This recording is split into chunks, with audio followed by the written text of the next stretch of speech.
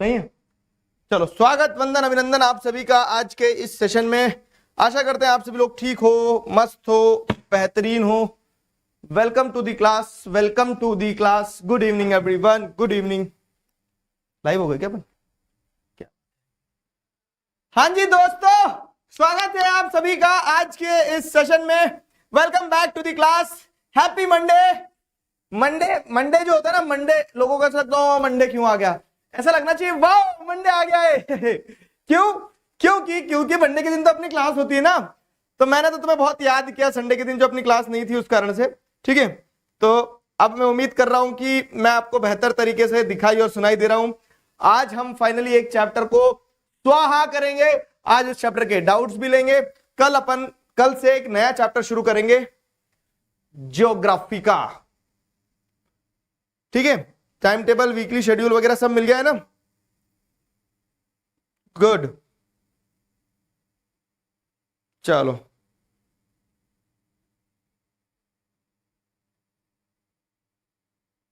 आज अपना development chapter complete होगा। चलिए,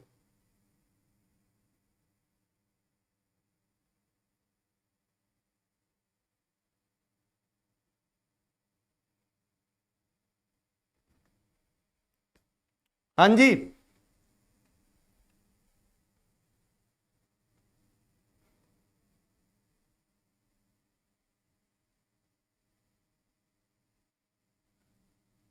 अनमोल गर्ग बोल रहा है प्लीज मेरा नाम ले लो, चकारा भाई, चकारा। नहीं कुछ तो अभी चकारा बना दिया। मैं एक देखता हूँ, एक बच्चा क्या लिखता है एक दिन कमेंट में इंस्टाग्राम पे, मैंने देखा क्या लिख रहा है, चिकारा भाई। कहां से आया मेरे दोस्त? चलिए, आज डाउट सेशन भी है। हाँ जी, हाँ जी। मतलब आज अपना पहले अपन चैप्टर कंप्लीट कर लेते हैं, और चैप्टर कंप्लीट होने के बाद में जैसे एज आई इन्फॉर्म्ड यू कि 5th class will be doubt solving class, तो जिसमें आपके जो भी चैप्टर में से, पूरे चैप्टर में से डाउट निकल के आते हैं, ठीक है, वो सब आप पूछ सकते हो। डाउट बॉक्स जो है, तो डाउट बॉक्स पे जा जाके कूदना मत, अभी वो काम नहीं कर रहा है। डाउट बॉक्स जैसे मैंने तुम्हें बताया कि हमें 1 से 1.5 हफ्ता दो, उसमें चीजें स्ट्रीमलाइन हो जाएगी, ठीक है। Sir didn't got the time table. Time table देखो तुम्हें कहां मिलेगा, मैं बता रहा हूं। तुम अपने बैच में आओ, क्लास 10th, जैसे मैं बता रहा हूं क्लास 10th में चलो, ठीक है। क्लास 10th में जाओगे, क्लास 10th में आरंभ बैच में गए।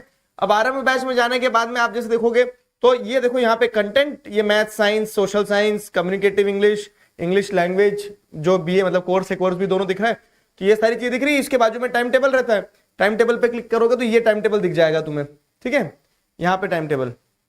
अच्छा, ये अपडेट नहीं हुआ, ये कह रहे हो तुम, एक मिनट रुक जाओ, ठीक है। भुवन मेरे दोस्त को बोलो कि टाइम टेबल अपडेट क्यों नहीं किया अभी तक, ठीक है।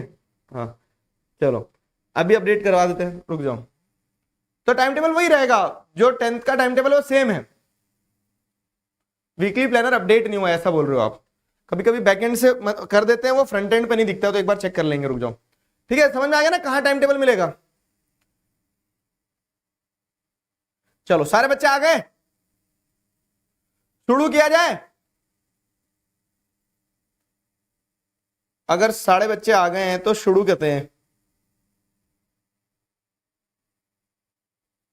बढ़िया बढ़िया बढ़िया, बेहतरीन।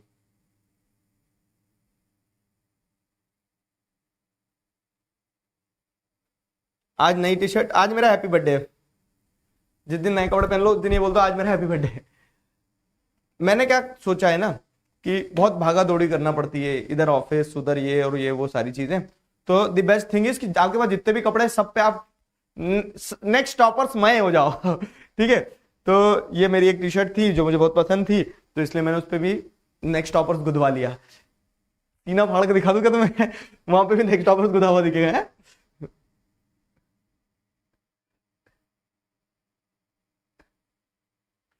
चलो आ जाओ, शुरू करो।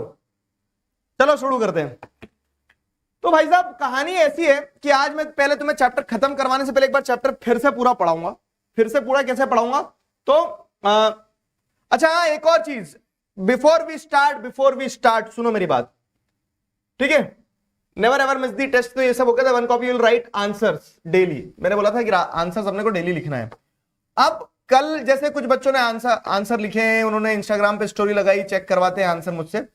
तो वो जो मैंने आंसर चेक करे ना मेरे दोस्त, तो उस आंसर को चेक करते समय मुझे समझ में आया कि ये जो तुम आंसर्स लिख रहे हो, ये आंसर सिर्फ और सिर्फ पॉइंट्स में लिखना है।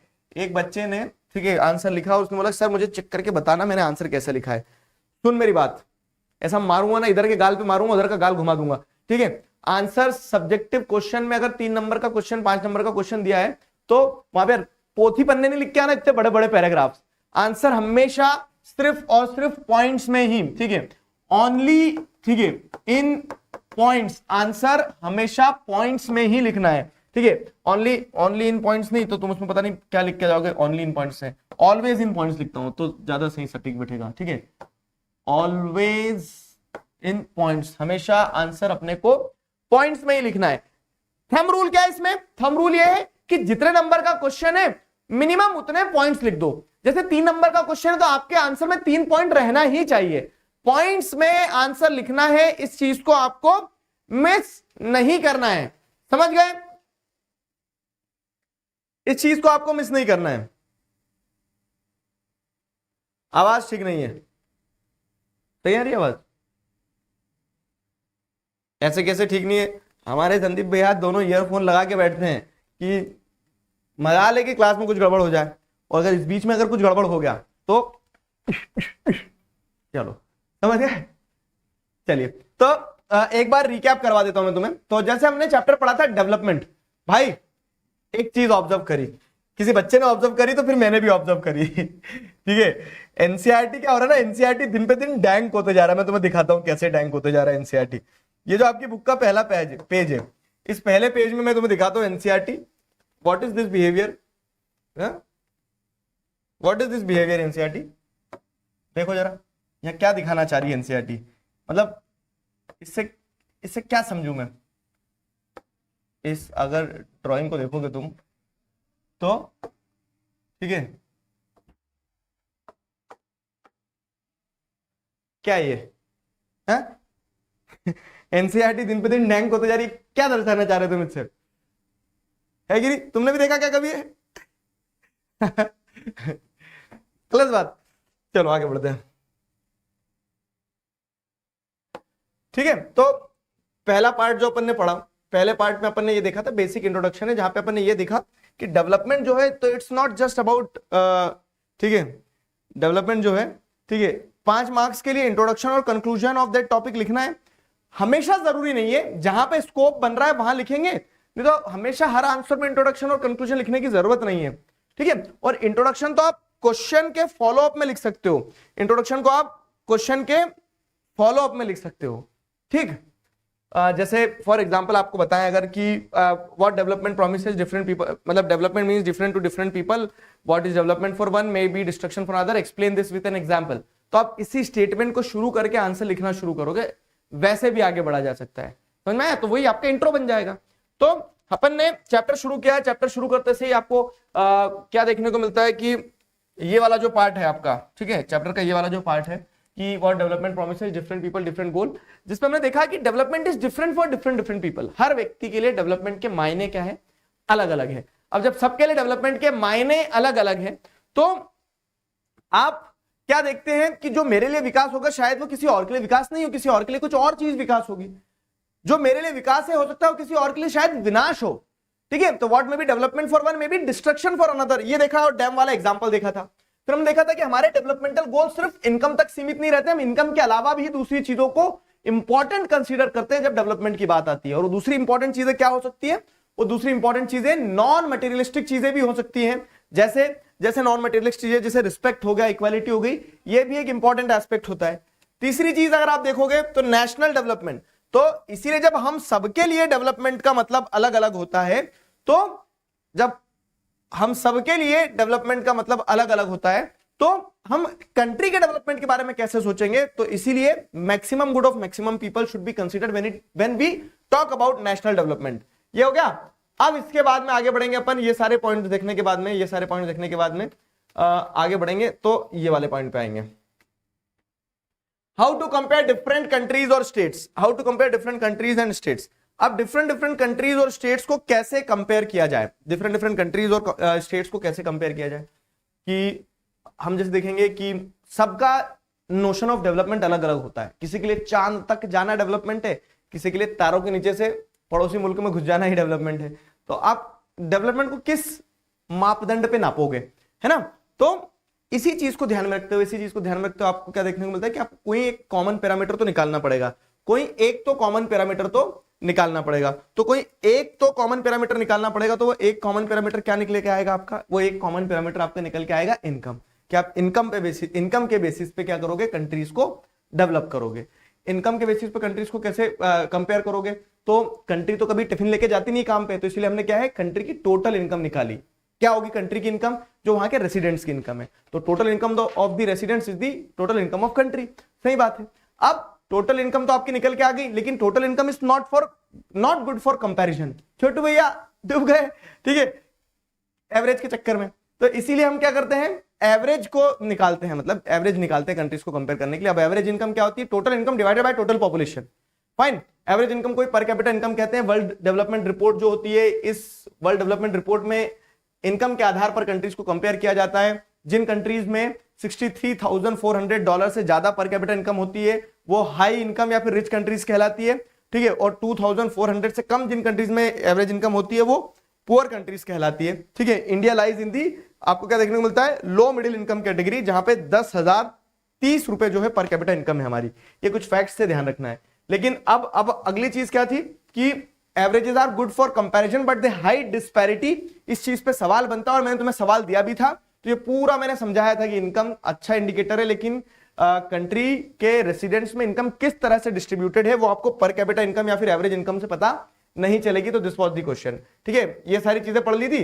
अब हमने देखा था कि इनकम एक इंपॉर्टेंट चीज है, लेकिन जैसे इंडिविजुअल के लिए इनकम के अलावा भी दूसरे डेवलपमेंटल गोल होते हैं, वैसे कंट्रीज को भी कंपेयर करने के लिए इनकम के अलावा दूसरे गोल होना चाहिए। तो इनकम एंड अदर क्राइटेरिया में अपन ने स्टेट्स का एग्जांपल लिया था, पंजाब, हरियाणा, मतलब यहां पे आप देखेंगे हरियाणा, केरला और बिहार के एग्जांपल से कि पर कैपिटा इनकम तो आपको हरियाणा में ज्यादा देखने को मिल रही है, लेकिन ज्यादा डेवलप्ड अपन केरला को बोलेंगे। क्यों? क्योंकि दूसरे इंडिकेटर्स जैसे हेल्थ और एजुकेशन वहां पे केरला बेहतर परफॉर्म कर रहा है। तो अपन ने इन्फेंट मोर्टिलिटी रेट देखा था, नेट अटेंडेंस रेशियो देखा था, लिटरेसी रेट देखा था, ये सारी चीजें देखी थी। और ये जो फैसिलिटीज हैं, तो ये फैसिलिटीज आप सिर्फ पैसे से नहीं खरीद सकते हो। Money in your pocket can not buy you all the things which you are required to need, which you are required to live in a better manner. तो इसीलिए क्या है कि कुछ चीजें ऐसी होती है जो कलेक्टिवली हम इंजॉय कर सकते हैं और उन पे कलेक्टिवली ध्यान देके ही बेहतर किया जा सकता है। तो जैसे पब्लिक फैसिलिटीज, ठीक है, तो सरकार इसीलिए क्या करती है, पब्लिक फैसिलिटीज को लोगों तक पहुंचाने पे फोकस करती है। तो पब्लिक फैसिलिटीज वाला टॉपिक अपन ने देखा था। ये क्या हो गया, नो इमेज फॉर्म, ठीक है। तो पब्लिक फैसिलिटीज वाला टॉपिक देखा था। ये यहां तक हम चीजें पढ़ चुके थे, यहां तक चीजें पढ़ चुके थे। आज अपने को ये वाला पार्ट पढ़ना है और ये वाला पार्ट पढ़ना है, ठीक है, पार्ट पढ़ना है। अब बताओ मुझे, क्लियर हो गया? एक बार रिकैप हो गया सारा? रिएक्शंस बंद कर दो प्लीज। कर दिए क्या दोस्त? Good. Why do you think average income is important criteria for development? क्यों? क्योंकि अगर आप देखेंगे तो अगर आप टोटल इनकम को निकालोगे तो टोटल इनकम में vary from country to country depending on their population size, but average income on an average will give you the approximate income which an individual earns, ठीक है। तो एवरेज इनकम आपको एक approximate income दे देता है। Teacher बोल रहे हैं कि या ओल्ड ईयर वाले लर्न करना है। अरे नहीं बाबू, नए साल वाले जो लेटेस्ट एनसीईआरटी है उस हिसाब से चलो ना। और वैसे डेटा में अगर आप पुराना डेटा भी लिख रहे हो तो सीबीएसई इतनी निर्दय नहीं है कि पुराने डेटा का नंबर काट देगी आपका, ठीक है। सीबीएसई जो है आपको एक तरह से क्या देगी, मिक्स डेटाबेस क्वेश्चन में वो नहीं होता है। हाँ, बीएमआई भी बताऊंगा बाबू। अभी तो मैंने रिकैप करवाया। कोमल, टेस्ट कहां पर आए थे? हाँ, सुना, समझा रहा हूं। देखो सारी चीज बता रहा हूं मैं आपको, अच्छे से समझना मेरी बात। क्या होगा, अपन चैप्टर के हिसाब से चलेंगे, ठीक है, अपन चैप्टर के हिसाब से चलेंगे।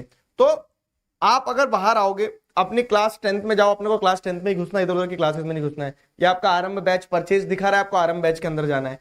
अब देखो यहाँ पे कंटेंट है, तो ये सोशल साइंस वगैरह है, ये टाइम टेबल, ये कोर्स ओवरव्यू है। तो टाइम टेबल तुम्हारे काम का रहता है, वीकली तुम्हें मिलता रहेगा, ठीक है। कंटेंट पे गए तो जैसे सोशल साइंस है, अब ये सोशल साइंस के अंदर आप जैसे देखोगे ना, तो ये लेक्चर्स है, ठीक है। तो ये लेक्चर्स हैं, जैसे आज अपनी 5वीं क्लास है तो ये चल रही है, क्लास में घुस गए अपन, है ना, ये लेक्चर्स हो गए।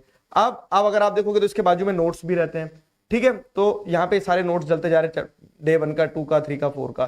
फाइन। अब अगर आप देखोगे तो डीपीपीस, तो ये डीपीपीस जो है ना, यहाँ पे आपको टेस्ट पेपर मिलेगा। जैसे अब आज आपका चैप्टर खत्म होगा, आज ही मैं आपको टेस्ट पेपर दे दूंगा, इसको आपको सॉल्व करना रहेगा। तो यहां से आप पीडीएफ डाउनलोड कर सकते हो। टेस्ट, अब इसी सेक्शन के बाजू में जिस दिन टेस्ट लाइव होगा उस दिन तुम्हें टेस्ट दिखने लगेगा। तो क्लास 10 सोशल साइंस के अंदर आके सोशल साइंस की सारी चीजें मिल जाएगी यहाँ पे आपको। समझ गए ना? तो कहीं कंफ्यूज नहीं होना, जब आएगा तो सब दिखता रहेगा, घबराते जबरनो। ठीक है, गॉट इट। कल से अपन ज्योग्राफी का चैप्टर उठाएंगे।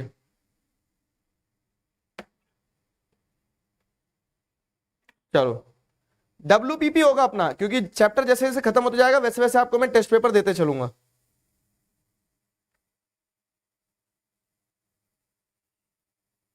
हाँ, ह्यूमन डेवलपमेंट BMI इस पे आ रहे हैं। अब चैट बंद कर दो, अब यहां पे ध्यान दो, पढ़ाई पे, आगे का चैप्टर कंप्लीट करते हैं। चैट बंद कर दो मेरे दोस्त, हो गई?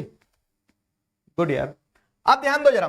तो हमने जैसे देख लिया कि पब्लिक फैसिलिटीज के मदद से अपन इनकम के अलावा जो दूसरे क्राइटेरियाज है उन्हें इंप्रूव कर सकते हैं, और जो इनकम के अलावा दूसरे क्राइटेरियाज है जब उन्हें इंप्रूव करेंगे तो डेवलपमेंट की बात होगी, है ना? इनकम के अलावा जो दूसरे क्राइटेरियाज होंगे उन्हें इंप्रूव करेंगे तो डेवलपमेंट की बात होगी। बहुत बढ़िया। अब आपको क्या करना है? अब आपको कनेक्टिविटी बैठाना बेटा, कनेक्टिविटी बैठाना। कैसे बैठाओगे कनेक्टिविटी, समझा रहा हूं मैं, देखो। अब अगर आप यहां देखोगे तो BMI बताऊंगा, BMI के पहले ये ह्यूमन डेवलपमेंट रिपोर्ट बता देता हूं। हमने एक चीज पढ़ी थी, और देखो इसमें बहुत कंफ्यूजन रहता है बच्चों को, और इस पे क्वेश्चन भी बनते हैं ट्रिकी। आपके यूनिट टेस्ट में आपको क्वेश्चन देखने को मिलेंगे। ठीक है, किधर चले गया पेन? क्या हो रहा है ना, अपन ने एक वर्ल्ड बैंक के बारे में पढ़ा था। मन में अपन, सुन मेरी बात, अपन मन से जुड़े हैं, ठीक है? तो तुम अगर उधर से आंसर दोगे भी ना मन में, जैसे तुम अपने घर पे अकेले बैठे हो, अकेले बड़बड़ाओगे तो घर वाले हो सकता है पागल समझे तुम्हें, लेकिन तुम पागल हो नहीं। तो जब मैं कुछ पूछूं ना तो अपने मन में आंसर दिया करो। होता क्या उससे कि तुम्हें श्योरिटी आएगी कि हाँ मैं सही बोल रहा हूं या गलत बोल रही हूँ। ठीक है, तो टू वे इंटरेक्शन रहना चाहिए। माना कि बीच में एक ग्लास की दीवार है ये, ठीक है, ये दीवार टूटती क्यों नहीं भैया, तो वो दीवार तोड़ो और कनेक्टिविटी फील करो। जैसे क्लास में तुम ऑफलाइन बैठ के पढ़ते हो वैसे पढ़ने का फील लिया करो। तो जब मैं कुछ सवाल पूछूं तो हाँ हूं, गर्दन हिलाना, ठीक है, जवाब देना, ये पूरा कंटिन्यूस चलते रहना चाहिए। आ जाओ, तो केस क्या है यहाँ पे? जैसे अपन ने वर्ल्ड बैंक के बारे में पढ़ा था कि वर्ल्ड बैंक जो है ना, वर्ल्ड बैंक एक रिपोर्ट बनाता है। क्या रिपोर्ट बनाता है वर्ल्ड बैंक? बताओ जरा, वर्ल्ड बैंक क्या रिपोर्ट बनाता है? वर्ल्ड बैंक बनाता है वर्ल्ड डेवलपमेंट रिपोर्ट। अब ये जो वर्ल्ड डेवलपमेंट रिपोर्ट होती है, ठीक है, ये जो वर्ल्ड डेवलपमेंट रिपोर्ट होती है वर्ल्ड बैंक की, ठीक है, वर्ल्ड डेवलपमेंट रिपोर्ट, ठीक है, ये जो वर्ल्ड डेवलपमेंट रिपोर्ट होती है वर्ल्ड बैंक की, इस वर्ल्ड डेवलपमेंट रिपोर्ट में आपको क्या देखने को मिल रहा है? इस वर्ल्ड डेवलपमेंट रिपोर्ट में क्या क्राइटेरिया होता है? वर्ल्ड डेवलपमेंट रिपोर्ट में आप जैसे देखोगे तो income is the criteria, income is the basis, income is the basis. Income एक बेसिस है जहां से आप क्या कर रहे हो? कंट्रीज को कंपेयर कर रहे हो। वेल एंड डन, ठीक है। वर्ल्ड डेवलपमेंट रिपोर्ट में इनकम एक वो मापदंड होता है कि इनकम के हिसाब से कंपेयर किया जाएगा कि हाँ भैया अगर 2400 से कम है किसी कंट्री की पर कैपिटा इनकम तो वो कंट्री क्या कहलाएगी? गरीब कंट्री कहलाएगी। ठीक है, वैसा वर्षा कहानी चलती है अमीर और middle income, lower middle income के लिए।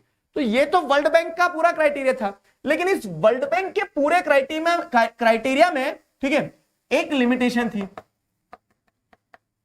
वर्ल्ड बैंक के इस पूरे क्राइटेरिया में एक लिमिटेशन थी। कौन है समझदार बच्चा? बताओ जल्दी से, जरा तेजी से बता देना एकदम, ठीक है, कि वर्ल्ड बैंक के इस पूरे क्राइटेरिया में क्या लिमिटेशन थी? बताओ बताओ। वर्ल्ड बैंक का ये जो बेसिस था कि इनकम के बेसिस पे कंट्रीज को कंपेयर किया जाएगा, इस बेसिस में क्या दिक्कत थी? मतलब इसमें what was the issue in this?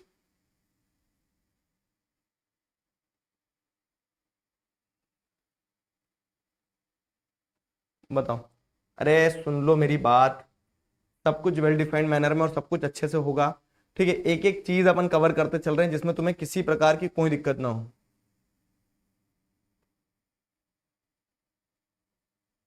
Chat off ही है, तुम मुझे बताओ।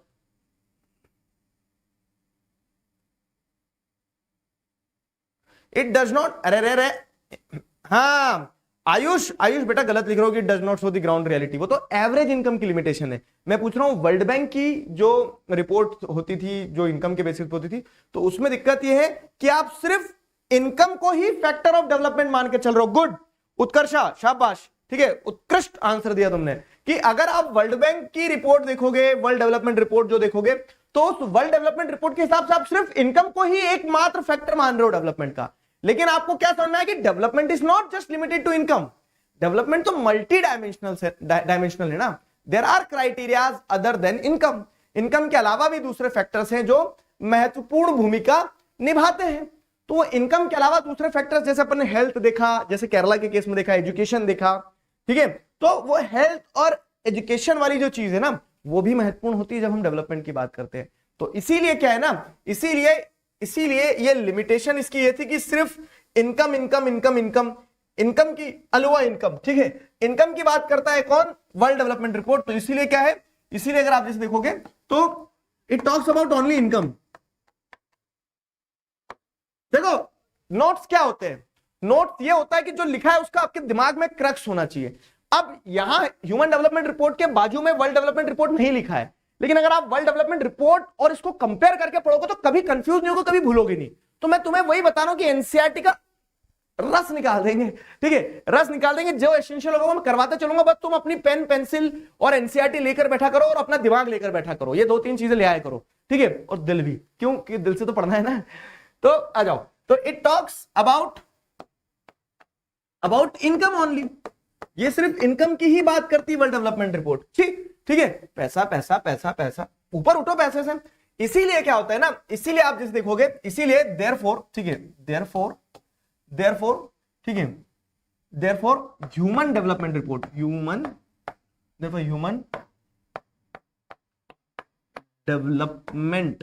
डेवलपमेंट रिपोर्ट वॉज इंट्रोड्यूस्ड, इसीलिए ह्यूमन डेवलपमेंट रिपोर्ट को इंट्रोड्यूस किया गया। देखो आज जादू दिखाया मैंने तुम्हें, इसको ऐसे पकड़ने का, इसको ऐसे साइड में खिसका देने का, ठीक है, human development report was introduced, समझे, इसीलिए ह्यूमन डेवलपमेंट रिपोर्ट को इंट्रोड्यूस किया गया था। तो अब आओ ह्यूमन डेवलपमेंट रिपोर्ट समझाता हूं मैं तुम्हें, अब मजा आएगा ह्यूमन डेवलपमेंट रिपोर्ट समझने में। तो हुआ क्या है ना कि हुआ ये कि once it is realise that even though the level of income is important, एक बार समझ में आया कि पैसा जरूरी है, yet it is an inadequate measure of the level of development, लेकिन ये अपने आप में पर्याप्त मेजर ऑफ डेवलपमेंट नहीं है। पैसा जरूरी है लेकिन पैसा ही सब कुछ नहीं है, समझ में आया। We begin to think of other criterias also, तो इसीलिए हम क्या है दूसरे क्राइटेरियाज के बारे में भी सोचने लगे, इसीलिए हम दूसरे क्राइटेरियाज के बारे में भी बात करने लगे। तो there could be a long list of such criteria but then it would be it would not so be useful. तो अगर हम जब पैसे के अलावा दूसरी चीज की बात करें तो पैसे के अलावा तो दूसरी चीजों में बहुत कुछ आने लगता है कि हवा भी होना चाहिए साफ, ठीक है, वो भी डेवलपमेंट, भाई रोड पे गड्ढे भी नहीं होना चाहिए, ठीक है। तो पैसे के अलावा से अगर हम सोचने की बात करें तो ऐसे बहुत सारी चीजें निकल के आ सकती है, लेकिन हम बहुत सारी चीजों को यूज नहीं कर सकते कंपेयर करने के लिए, ठीक है। वही है कि पैसा नहीं है तो फिर तो हमें तारों के नीचे से जाने की आजादी होना चाहिए। तो अगर आप बात करें तो ऐसे बहुत सारे क्राइटेरिया निकल के आ सकते हैं, there could be a long list of such criteria but then it would not be so useful. तो what we need is a small number of most important things. तो पैसे के अलावा कुछ और ऐसी चीजें चाहिए, 1-2-4 चीजें जो बहुत बहुत ज्यादा महत्वपूर्ण है for considering whether we are developed और नॉट, ठीक है। तो तब हमने क्या तय किया कि along with money there are certain factors, जैसे along with money health and education, शिक्षा और स्वास्थ्य, ठीक है, health and education indicators such as the one we used in comparison of Kerala and Haryana. जैसे अपन ने वो स्टेट्स का कंपैरिजन किया था, केरला, हरियाणा और बिहार, उस केस में देखा था। तो हमें जब समझ में आया कि भले ही हरियाणा के पास पैसा ज्यादा हो लेकिन शिक्षा और स्वास्थ्य और पैसा तीनों चीजों के संदर्भ में देखोगे, तीनों चीजों के कंटेक्स्ट में देखोगे तो आपको समझ में आएगा कि केरला इज डूइंग बेटर, है ना। तो इसीलिए क्या है कि ओवर द पास्ट डिकेड्स और सो health and education indicators have come to be widely used along with income as a measure of development, ठीक है। तो as a measure of development इसको यूज किया जाने लगा। For instance, Human Development Report published by UNDP, अब आ जाओ जब, तो हम along with income, health और education को कंसीडर करने लगे और इसीलिए United Nations Development Programme UNDP, ये क्या है, यूनाइटेड नेशन का एक विंग है, यूनाइटेड नेशन का एक हिस्सा है जो डेवलपमेंट को कंसीडर करता है, जो देखता है कि डेवलपमेंट हो रहा है नहीं हो रहा है। तो यूनाइटेड नेशन डेवलपमेंट प्रोग्राम जो है, तो इसीलिए यूनाइटेड नेशन डेवलपमेंट प्रोग्राम जो एक रिपोर्ट बनाता है, उस रिपोर्ट का नाम क्या है, यूएनडीपी। ठीक है, तो ये जो यूनाइटेड नेशंस डेवलपमेंट प्रोग्राम के द्वारा ये जो रिपोर्ट बनाई जाती है, ह्यूमन डेवलपमेंट रिपोर्ट, शायद मैंने गड़बड़ बोल दिया। ठीक है, तो यूएनडीपी क्या है, ऑर्गेनाइजेशन। जैसे वर्ल्ड बैंक क्या था, ऑर्गेनाइजेशन था। वर्ल्ड बैंक की रिपोर्ट का नाम क्या था, वर्ल्ड डेवलपमेंट रिपोर्ट। वैसे ही यूएनडीपी की रिपोर्ट का नाम क्या है, ह्यूमन डेवलपमेंट रिपोर्ट। तो ये ह्यूमन डेवलपमेंट रिपोर्ट जो होती है कंट्रीज को कंपेयर करती है। किस बेसिस पे कंपेयर करेगी, तो ये रहा क्रक्स। हाँ, ये है पूरा समरी। क्या है समरी, कि ह्यूमन डेवलपमेंट रिपोर्ट जो है, ह्यूमन डेवलपमेंट रिपोर्ट किसके द्वारा बनाई जाती है, ह्यूमन डेवलपमेंट रिपोर्ट जो है ये बनाई जाती है, ह्यूमन डेवलपमेंट रिपोर्ट बनाई जाती है, ह्यूमन डेवलपमेंट रिपोर्ट बनाई जाती है UNDP, United Nations Development Programme के द्वारा, जहां पे कंट्रीज को कंपेयर किया जाएगा। ठीक है, जहां पे countries are compared on the basis of, किस बेसिस पे कंट्रीज को कंपेयर किया जाता है, on the basis of health. ठीक है, on the basis of health, education, on the basis of health, education and income. ठीक है, तो इनकम भी इंपॉर्टेंट है, लेकिन इनकम सिर्फ एकमात्र क्राइटेरिया होना चाहिए। तो इसीलिए हेल्थ, एजुकेशन और इनकम के बेसिस पे कंट्रीज को कंपेयर किया जाता है। हेल्थ, एजुकेशन और इनकम के बेसिस पे कंट्रीज को कंपेयर किया जाता है। ठीक है, based on the education level of the people, their health status and per capita income. ठीक है, तो it would be interesting to look at certain relevant data regarding India and its neighbours from Human development Report 2023-24। तो 2023-24 की human development report के हिसाब से अगर आप देखोगे तो इंडिया और उसके कुछ नेबर्स का डेटा दिया गया है, जिससे आपको बड़ा मजा आएगा एनालाइज करने में।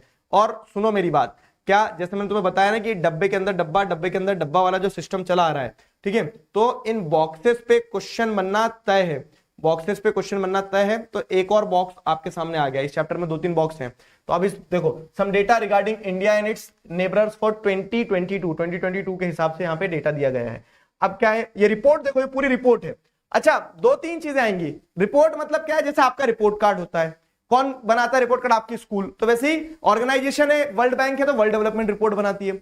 यूनाइटेड नेशंस डेवलपमेंट प्रोग्राम है तो वो ह्यूमन डेवलपमेंट रिपोर्ट बनाता है। ठीक है, तो ऑर्गेनाइजेशन है जो रिपोर्ट बनाती है, और उस रिपोर्ट के हिसाब से, जैसे आपकी स्कूल है, आपका रिपोर्ट कार्ड बनाती है, उस रिपोर्ट कार्ड के हिसाब से रैंकिंग आती है ना, रैंकिंग आएगी ना उस रिपोर्ट कार्ड के हिसाब से कि कौन फर्स्ट है कौन सेकंड है। तो वैसे ही human development report is the report prepared by UNDP, जहां पे इनकम, हेल्थ और एजुकेशन, इन तीनों चीजों के बेसिस पे कंट्रीज को कंपेयर किया जाता है।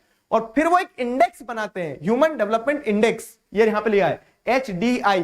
तो ये ह्यूमन डेवलपमेंट इंडेक्स क्या है, ये रिपोर्ट कार्ड के आधार पर एक रैंकिंग बनाई गई है कि वर्ल्ड में जितनी भी कंट्रीज हैं, तो वो इन 3 क्राइटेरिया के हिसाब से जब उनको कंपेयर किया जाएगा तो कौन सी कंट्री कहां स्टैंड करती है, कौन सी कंट्री की क्या रैंक आई है। ठीक है, ये कहानी रहती है। यहां तक क्लियर है सभी को, बताओ तो फिर अपन डेटा पे आगे बढ़ेंगे। Is that clear? Only income is not the factor for development. हाँ, यहां तक क्लियर है? पुष्पराज सिंह राजपूत, तुम्हारी चैट दिख रही है बेटा मुझे? सबकी चैट सबको एक दूसरे को दिखती है तब जब मैं दिखाना चाहूं। अभी मैं पढ़ा रहा हूं तो फिर पढ़ो। चलो, दर्श, शंभू, आलोक, जीडीपी पर कैपिटा का मतलब क्या है, मैं वही बता रहा हूं कि जीडीपी में एक इंडिविजुअल का क्या कंट्रीब्यूशन है वो। और इसीलिए एनसीईआरटी ने भी बोल दिया था कि ज्यादा लोड मत लेना, ठीक है, छोड़ देना इस चीज को, क्योंकि 11th का है। क्लियर हुआ? तुम्हारी बुक में 2017 का डेटा है, बुक पुरानी है तुम्हारी। मैं वही कह रहा हूं मेरे लाल कि सब लेटेस्ट बुक से मैं पढ़ा रहा हूं तुम्हें, तो लेटेस्ट बुक को अपन कंसीडर करते चलेंगे। मोर और लेस सबका डेटा सेम है, बस नंबर बदलेंगे लेकिन आउटपुट सेम ही है। नेट अटेंशन रेशियो क्या है? हाँ, नेट अटेंडेंस रेशियो, अटेंशन नहीं है। नेट अटेंडेंस रेशियो मतलब क्या है कि 15 से 17 साल की उम्र में जितने भी बच्चे हैं आपकी कंट्री में, उसमें से उस प्रपोर्शन में से कितने बच्चे स्कूल जा रहे हैं। ठीक है, the number of children in the age group of 15 to 7 out of the total children in the country going to the school। ठीक है, देखो इसमें बहुत सारे टर्म्स ऐसे होंगे जैसे ग्रॉस नेशनल इनकम होगा, जीएनएनपी होगा, तो मैं गारंटी ले रहा हूं ना। देखो अच्छे टीचर का काम ये नहीं होता वो ये बताए कि ये पढ़ना है, ये पढ़ना है, ये पढ़ना है। अच्छा टीचर ये भी बताया आपको कि बेटा ये छोड़ सकते हो तुम, क्योंकि ये आज के समय में इररिलेवेंट है, मतलब कि आज आपके लिए शायद जानना जरूरी नहीं है। मैं आपसे कह रहा हूं कि ये कुछ कुछ टर्म्स जो छोड़ना है वो मैं बता दूंगा। एसडीआई रैंक जैसे वो मैं समझाऊंगा क्या है, कि मैंने बताया ना कि हर कंट्री का एक रिपोर्ट कार्ड बनेगा, और रिपोर्ट कार्ड के हिसाब से हर कंट्री की अपन रैंकिंग देंगे कि भाई इस कंट्री ने कंपेयर करने पे सबसे अच्छा परफॉर्म करा है तो ये फर्स्ट होगी। तो वैसे ही क्या है कि रैंकिंग बनेगी, एसडीआई रैंक, समझे? आ जाओ इधर ध्यान दे लो। तो अब देखो जरा यहां पे क्या है, country gross national income GNI. GNI को अपन पर कैपिटा मान के चल रहे हैं कि per capita on an average एक व्यक्ति कितना कमा रहा है, तो पर कैपिटा इनकम अपना क्या हो जाएगा, जीएनआई हो जाएगा। ठीक है, तो अब जैसे अगर आप देखोगे तो श्रीलंका में 11,899 रुपए पर कैपिटा इनकम है, ये डॉलर में, और हाँ इंडिया में इंडियन रुपी नहीं है, तो 11,899। तो अब अगर आप क्या देखोगे तो ये 11,899 इसको इंडिया को कहीं ना कहीं श्रीलंका को एक तरह से इनकम के हिसाब से लोअर मिडिल इनकम कैटेगरी में डाल रहे हैं। ठीक है, लोअर मिडिल इनकम, हाँ मिडिल इनकम कैटेगरी में डाल देगा। ठीक है, अब इंडिया का पर कैपिटा इनकम देखोगे तो इंडिया का पर कैपिटा इनकम आपको कितना देखने को मिल रहा है, 6,951 रुपए। ठीक है, ये पर कैपिटा है। ठीक है, 2017 के हिसाब से डेटा है, 2017 के हिसाब से डेटा है। फिर म्यांमार का अगर आप पर कैपिटा इनकम देखोगे तो म्यांमार का पर कैपिटा इनकम 4,000 आया, पाकिस्तान का 5,000 आया, नेपाल का 4,000 आया, बांग्लादेश का 6,000 आया। ठीक है, तो ये इनकम के हिसाब से कंपैरिजन हुआ, और इनकम के हिसाब से अगर आप देखोगे तो इनकम के हिसाब से तो भाई श्रीलंका यहां जीतता दिख रहा है। ठीक है, इनकम के हिसाब से अगर आप देखोगे तो इंडिया भी जो है, इंडिया बाकी सबसे जीतता दिख रहा है, इंडिया बांग्लादेश से भी आगे दिख रहा है इनकम के टर्म्स में। तो ठीक है, ये इनकम के हिसाब से होगा केस, ये इनकम के हिसाब से हो गया। लेकिन अगर आप इसको लाइफ एक्सपेक्टेंसी एट बर्थ देखोगे, अगेन मैंने तुम्हें बताया था ना एक हैक कि ये पेपर लेना है, इस पेपर को वो जो खलबत्ता आता है खलबत्ते में रखना है गला के, फिर ऐसे रगड़ना है, रगड़ने के बाद में पेपर का पेस्ट बन जाएगा, उस पेस्ट को चम्मच में लेके ऐसे पानी में डालना है, गिलास में घुमाना है और पी जाना है। क्यों? क्योंकि इस पेज पे जो डेफिनेशन दिए वो डेफिनेशन इंपॉर्टेंट है। तो कहानी ये है कि तुम्हें डेफिनेशन याद रखना है। तो जैसे यहाँ पे दिया life expectancy at birth, life expectancy at birth का मतलब क्या होता है, देखो यहाँ लिखा है। ठीक है, तो life expectancy at birth denotes the as the name suggest average expected length of life of a person. कि इंसान जब धरती पे आ गया तो अगर इंडिया में पैदा हो तो हम बोलेंगे कि भाई साहब ये इस प्रोडक्ट की इतने साल की गारंटी है। मतलब देखो गारंटी तो एक दिन की नहीं है इंसान की, कल सो के उठे ना उठे क्या पता। लेकिन लेकिन लेकिन लेकिन लेकिन क्या होता है कि अब जब आ ही जाता है तो आदमी कुछ एक्सपेक्ट करता है, उसके आजू बाजू के लोग एक्सपेक्ट करते हैं कि इतने साल तो चलेगा ये। तो एवरेज लाइफ एक्सपेक्टेंसी मतलब सिंपल सी चीज है कि जैसे आपकी कंट्री में the average expected length of life of a person, कि जैसे जापान में लाइफ एक्सपेक्टेंसी ज्यादा है क्योंकि वहां पे बहुत लंबे समय तक बुजुर्ग होने तक व्यक्ति की मृत्यु नहीं होती है। मतलब एवरेज पे गेम चलता है पूरा। ऐसे तो एक्सीडेंट होते हैं तो जवान लोगों की भी मृत्यु होती है, लेकिन नेचुरल डेथ जो होती है तो नेचुरल डेथ जापान में बहुत लेट होती है लोगों की। तो वहां पे हम क्या बोलेंगे कि यहाँ पे लाइफ एक्सपेक्टेंसी ज्यादा है, you can expect more from the life over there. तो वैसे ही जिन कंट्रीज में अच्छा स्टैंडर्ड ऑफ लाइफ रहेगा, क्वालिटी ऑफ लाइफ सही रहेगी, वहां पे लाइफ एक्सपेक्टेंसी ज्यादा रहेगी। जिन कंट्रीज में पॉल्यूशन होगा, ये सारी दिक्कतें होंगी, हेल्थ फैसिलिटीज अच्छी नहीं होगी, वहां पे एवरेज लाइफ एक्सपेक्टेंसी उतनी अच्छी नहीं होगी। तो लाइफ एक्सपेक्टेंसी की अगर बात करें तो लाइफ एक्सपेक्टेंसी एट बर्थ का मतलब यह है कि the name suggest average expected length of a life of a person, एक व्यक्ति की अमूमन जिसे हम कहते हैं कि कितनी उम्र हो सकती है। तो अब वो अगर आप देखोगे ना तो श्रीलंका में लाइफ एक्सपेक्टेंसी, ठीक है, अगर आप देखोगे तो श्रीलंका की लाइफ एक्सपेक्टेंसी कितनी बताइए, 76.6। नो डाउट श्रीलंका को फर्स्ट प्राइज दे दो। लेकिन लेकिन लेकिन इंडिया की लाइफ एक्सपेक्टेंसी कितनी है, 67.7। और वहीं पे आप देखोगे तो कुछ देश जहां पे पैसा कम है, जैसे नेपाल में पैसा पर कैपिटल इनकम 4,000 रुपए है, लेकिन नेपाल की लाइफ एक्सपेक्टेंसी इंडिया से ज्यादा है, बांग्लादेश की लाइफ एक्सपेक्टेंसी इंडिया से ज्यादा है। ठीक है, तो क्या देखने को मिल रहा है आपको कि नेपाल और बांग्लादेश में भले ही इंडिया से पैसा कम हो, लेकिन लाइफ एक्सपेक्टेंसी वहां पे लोगों का जीने का एक्सपेक्टेशन, ठीक है, ज्यादा है। तो क्या समझ में आया इससे कि money in your pocket can not buy all the things you need to live well. Fine. तो इसीलिए ये जो डेवलपमेंट रिपोर्ट है, ह्यूमन डेवलपमेंट रिपोर्ट, ये बड़ी कॉम्प्रिहेंसिव है, ये दूसरे डायमेंशंस को कवर करती चल रही है, ठीक है, ये दूसरे डायमेंशंस को कवर करती चल रही है। अब अगर आप देखोगे mean years of schooling of people age 25 and above, तो 25 साल या 25 साल से ऊपर का अगर व्यक्ति है, ठीक है, तो वो अपने इस पूरे 25 साल के काल में, ठीक है, जैसे ये जो मीन मीडियन मोड एवरेज वाला चैप्टर होता है ना स्टैटिस्टिक्स का, तो इस चैप्टर के हिसाब से देखेंगे तो मीन क्या है, मतलब एक तरह का एवरेज हो गया। तो एवरेज पे 25 साल में आदमी ने 11 साल स्कूल में बिताए हैं। कहां पे? श्रीलंका में। इंडिया में 6.5 ईयर बिताए स्कूल में, ठीक है। वहीं आप देखोगे बांग्लादेश में 7.4 ईयर्स बिताए स्कूल में 25 साल के व्यक्ति ने एवरेज। तो ये क्या दर्शाता है? ये दर्शाता है कि भले ही बांग्लादेश में पैसे की कमी है इंडिया से, मतलब पर कैपिटा इनकम इंडिया से कम होगा, लेकिन वहां पे आपको क्या देखने को मिल रहा है? वहां पे आपको देखने को मिल रहा है कि मीन ईयर ऑफ स्कूलिंग, ये हेल्थ वाला फैक्टर हो गया, ये एजुकेशन वाला फैक्टर हो गया, है ना, ये हेल्थ वाला हो गया, एजुकेशन वाला हो गया।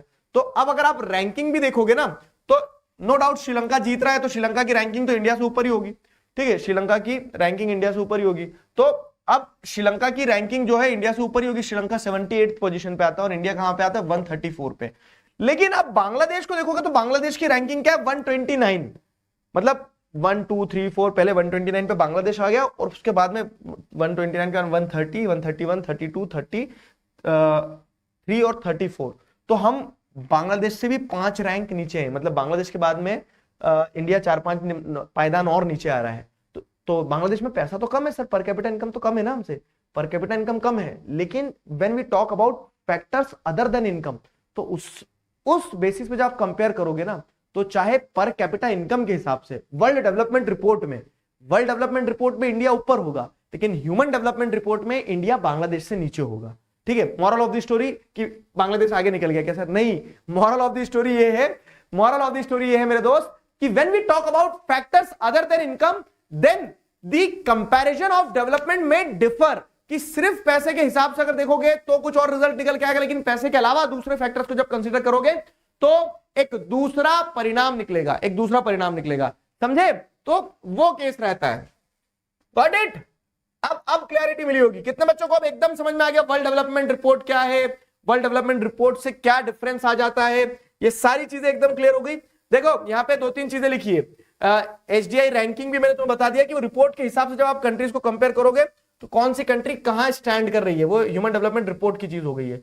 और HDI के ह्यूमन डेवलपमेंट इंडेक्स, जहां पे कंट्रीज को रैंक किया जा रहा है। पर कैपिटा इनकम क्या होती है? वही टोटल इनकम की जो कंट्री की total income divided by total population कर दोगे तो आपको उससे पर कैपिटा इनकम मिल जाएगी। लाइफ एक्सपेक्टेंसी मैंने बता दी। मीन ईयर ऑफ स्कूलिंग, मतलब कि एवरेज 25 साल और 25 साल से ऊपर का व्यक्ति कितने साल उसने स्कूल में बिताए, तो ये पूरी की पूरी कहानी थी। Human development report, world development report, UNDP, world bank, उनके क्राइटेरियाज, क्या ये सारी चीजें क्लियर है? समझ में आया? समझ में आया तो नाच दो। नहीं आया? कहां नहीं आया बेटा, एक बार बताओ। चेष्टा बताओ एक बार, समझ में आया कि नहीं? फटाफट बता दो।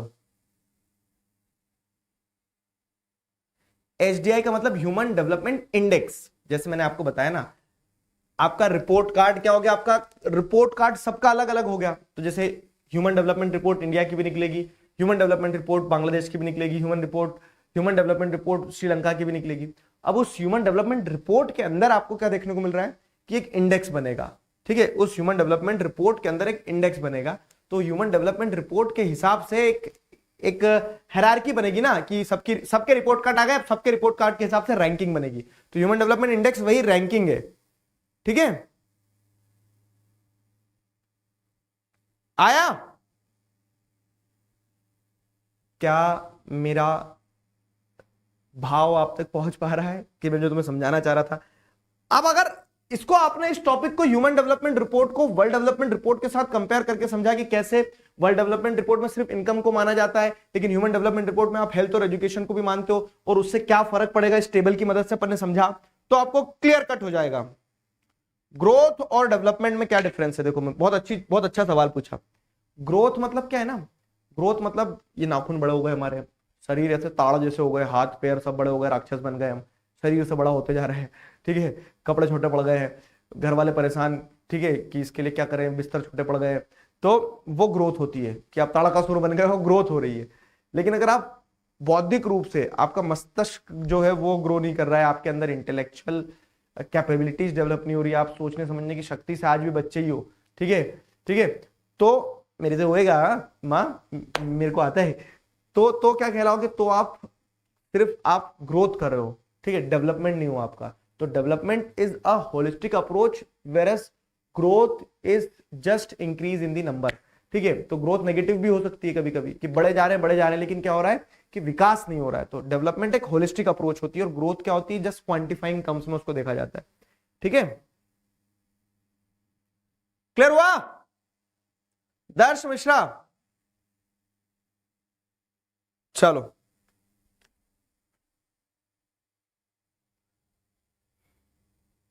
अब देखो, आ गया, चलो आ गया, लिख दिया बहुत सारे बच्चों ने, जीवन सफल हो गया मेरा भी, ठीक है। अब देखो बीएमआई पे आ रहे हैं ना बाबू, बीएमआई पे आ रहे हैं। एक टॉपिक दिया गया है बॉडी मास इंडेक्स। वैसे तो पता है एग्जाम में आता नहीं, लेकिन एक बार आ गया था तो इसके लिए अपन पढ़ते चल रहे हैं, क्योंकि अपन तो सब कुछ पढ़ रहे हैं, अपन छोड़ो कुछ ही नहीं रहे, ठीक है। तो बॉडी मास इंडेक्स भी एक टॉपिक है। बॉडी मास इंडेक्स क्या होता है समझना। हाँ, बॉडी मास इंडेक्स क्या होता है, अजय भाई? ओके भाई, ठीक है। बॉडी मास इंडेक्स समझना अच्छे से, सिंपल चीज है, बॉडी, ठीक है, मास इंडेक्स। तो आपकी बॉडी के अंदर कितना मास है, उस चीज को आप क्या कर रहे हो, कैलकुलेट कर रहे हो, बॉडी मास इंडेक्स हो जाता है। मतलब सिंपल सी चीज है कि बॉडी मास इंडेक्स डिफाइंस कि whether a person is fit, overweight और अंडर नरिश्ड। क्या होता है कि one way to find out if we are properly nourished is to calculate the is to calculate what nutrition scientists call body mass index। एक तरीका कि जिससे हम प्रॉपर तरीके से डेवलप हुए नहीं हुए, नरिश्ड है या नहीं है, ठीक है। तो वो तरीका ये है कि जो न्यूट्रिशन साइंटिस्ट होते हैं वो बॉडी मास इंडेक्स के थ्रू ये पता लगाता है कि लोग जो है वो प्रॉपरली नरिश्ड है या नहीं है, ठीक है। क्योंकि हम हेल्थ की बात कर रहे हैं इसलिए टॉपिक आया है। अब बॉडी मास इंडेक्स निकालते कैसे हैं, तो बड़ा ईजी है कैलकुलेट करना, आप सब भी कैलकुलेट करोगे, ठीक है। क्या होता है कि एक स्टूडेंट है, पकड़ लिया जैसे किसी एक स्टूडेंट को, fine, each student in the class and find out his और हर वेट। सब अपना अपना वेट लिखेंगे, वेट इन केजी, ठीक है। तो वेट इन केजी जैसे अगर हम देखें, ठीक है,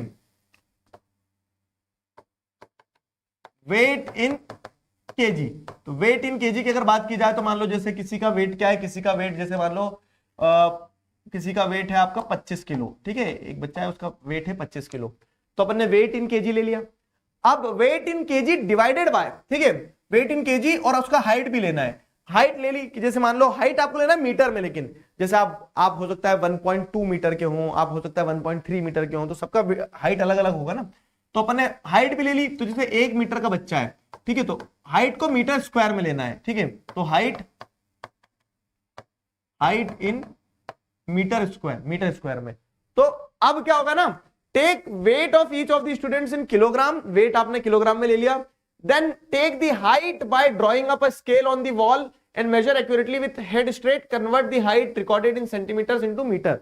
तो आपने जो हाइट सेंटीमीटर में रिकॉर्ड करी उसको मीटर में कर लो, ठीक है, इतना मैथ तो आता होगा ना, उसको मीटर स्क्वायर कर देना, और ठीक है, divide the weight in kg by square of the height, divide the weight in the kg by square of the height. आया जरा एक्सरसाइज करो, सबको अपने अपने वेट पता है, ठीक है, और अपनी अपनी हाइट जो पता है आपको सेंटीमीटर में, जो भी तुम्हारी हाइट है उस सेंटीमीटर से उसको मीटर में कन्वर्ट कर लो, मीटर स्क्वायर कर दो, ठीक है। तो जैसे अगर 1 मीटर हाइट है तो 1 मीटर स्क्वायर का 1 हो गया, और वेट 25 केजी है, तो यहां आंसर क्या आ जाएगा, यहां आंसर आ जाएगा 25। अब ये जो नंबर आया 25, ठीक है, ये जो 25 नंबर आया, तो ये 25 क्या है, ये 25 आपका बीएमआई कहलाएगा। तो बॉडी मास इंडेक्स क्या है, when a weight of the person in kg is divided by the height in metre square, ठीक है, we will get a number and that number is body mass index of a person. एक व्यक्ति का BMI आ गया। अब इसकी एक scale होती है, स्केल मतलब क्या, ये 25 का क्या करूं सर मैं, ठीक है, जैसे मान लो अब किसी का 1.2 था, उसका वेट कुछ और था, तो आपको एक नंबर मिला होगा कि मेरा जो नंबर आ रहा है डिवाइड पूरा मैथमेटिक्स करने में वो 23 आ रहा है, किसी को 17 आ रहा होगा, किसी को हो सकता है कि 28 आया होगा, ये नंबर है ना, अपना अपना कैलकुलेशन। बताओ किसी ने निकाला नंबर, वेट इन केजी और हाइट इन मीटर स्क्वायर। चलो सब अपने अपने, अगर आपने बीएमआई निकाला तो मुझे बताओ चैट में, फिर मैं बताता हूं कि क्या करना है इसका।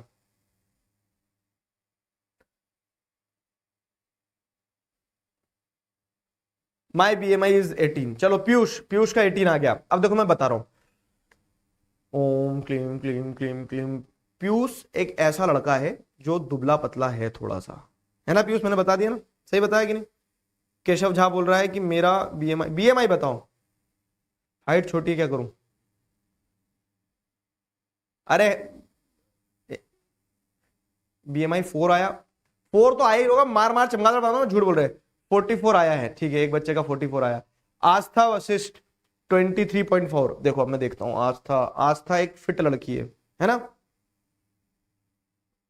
और जिसका 44 आया, जैसे वैष्णवी, ओ वैष्णवी तुम एक्सरसाइज करना शुरू करो, तुम्हारा वेट बढ़ गया है। 34 BMI आया ना तुम्हारा, सही बताया ना मैंने? अब बता रहा हूं क्या चीज है इसमें, ठीक है।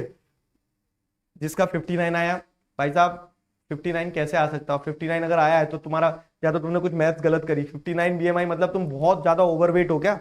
नहीं। तो अब मैं तुम्हें बता रहा हूँ ये क्या होता है, ठीक है। अब इसका तुम्हें यूज बता रहा हूँ, यूज क्या होता है देखो। तो जब आप weight in kg, when weight in kg is divided by height in metre square, तो वेट इन केजी को हाइट इन मीटर स्क्वायर से जब डिवाइड करेंगे, तो ये काम करने के बाद, वेट इन केजी को हाइट इन मीटर स्क्वायर से डिवाइड करने के बाद में आपको एक नंबर मिलेगा। तो एक स्केल बनेगी, ठीक है। वो स्केल क्या बनेगी? वो स्केल ये बनेगी कि आपको अगर, ठीक है, 18 से 25 के बीच का नंबर आ रहा है तो आप फिट है, ठीक है। अगर आपको 18 से 25 के बीच का नंबर आ रहा तो फिट है आप, ठीक है। एक सेकंड, हाँ, तो आप फिट हैं। 25, ये 12 लिख दिया तुमने, 25 लिखना होता है। मैथ्स इतनी कमजोर हो गई क्या तुम्हारी? ठीक है, ये 25 हो गया। अगर आप 18 से लेस हैं, ठीक है, 18 से लेस है अगर स्केल पे, तो आप क्या कहलाएंगे? 18 से लेस वाले लोग क्या कहलाएंगे? अंडर नरिश्ड, अंडर नरिश्ड मतलब खान पीन की कमी है, ठीक है, अंडर नरिश्ड कहलाएंगे। और अगर आप 25 से ज्यादा आया आपका BMI, अगर आपका BMI 25 से ज्यादा आया तो आप क्या ओवर नरिश्ड कहलाओगे? नहीं, ओवर नरिश्ड नहीं कहलाएगा आदमी, ठीक है। 25 से ज्यादा अगर BMI आया है तो आप क्या कहलाएंगे? ओवर वेट, ठीक है। 25 से ऊपर आया अगर, ओवरवेट कहलाएंगे। 25 से ऊपर अगर आया तो ओवरवेट कहलाएंगे, समझ गए? तो अंडर नरिश्ड, ओवरवेट और फिट। तो इस पैरामीटर के हिसाब से हमें यह पता चलता है whether a person is overweight, whether a person is undernourished और whether a person is overweight, ठीक है। तो हाइट इन केजी, जैसे मान लो, सॉरी हाइट केजी में कैसे होगी? हाइट इन मीटर स्क्वायर और वेट इन केजी। तो आपका जो भी वेट है 50 किलो, 55 किलो, और आपकी हाइट जो भी होगी, जैसे मान लो किसी की 1.3 है तो 1.3 का मीटर स्क्वायर करना है, ठीक है। और उसके बाद ये क्वेश्चन कहीं एग्जाम में ऐसा नहीं आएगा डायरेक्ट, लेकिन आपको पता होना चाहिए क्योंकि बुक में है, ठीक है। तो अब होता क्या है? The number you get is called BMI। Then look at the BMI for age table given on the page 1991।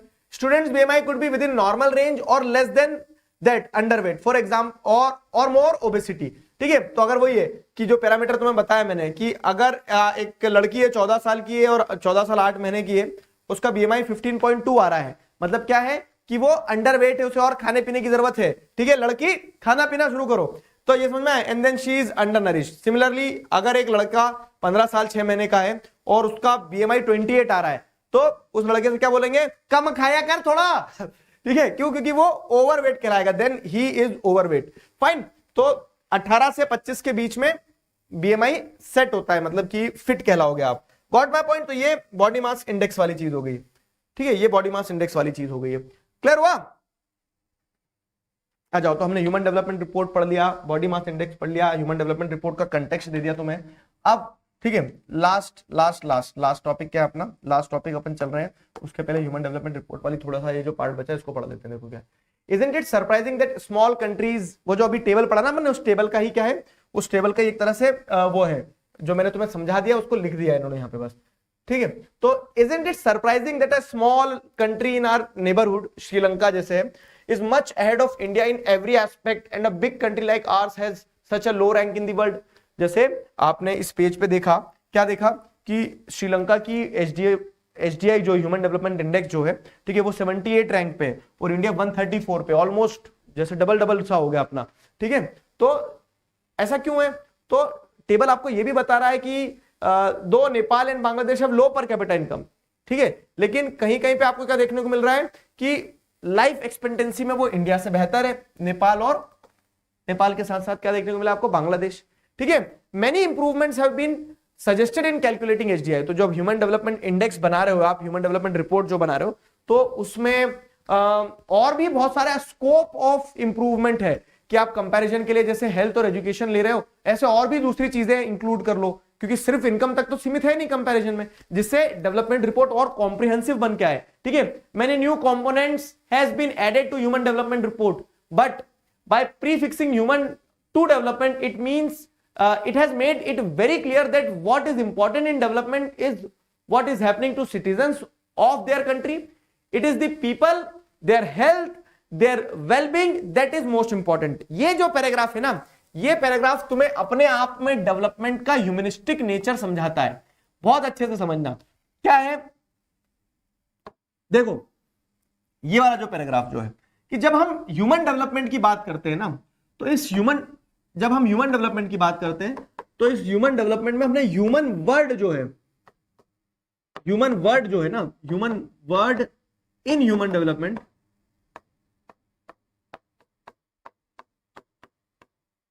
Human word in human development is very important, very important.